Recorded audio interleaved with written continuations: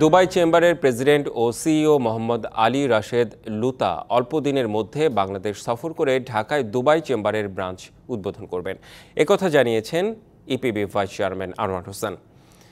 UAE প্রতিনিধি সাইফুল ইসলাম তালুকদার জানান, তাতে করে দুই দেশের ব্যবসা বাণিজ্য সম্প্রসারণ হবে বলে উল্লেখ করে তিনি আরও বলেন, আরব আমিরাতে বাংলাদেশিদের ভিসা বন্ধের পরেও দুবাই গালফ ফুড মেলায় বাংলাদেশ থেকে 41টি প্রতিষ্ঠান অংশগ্রহণ করায় সেই সব প্রতিষ্ঠানের 73 জন বাংলাদেশিকে ভিসা দেওয়া হয়।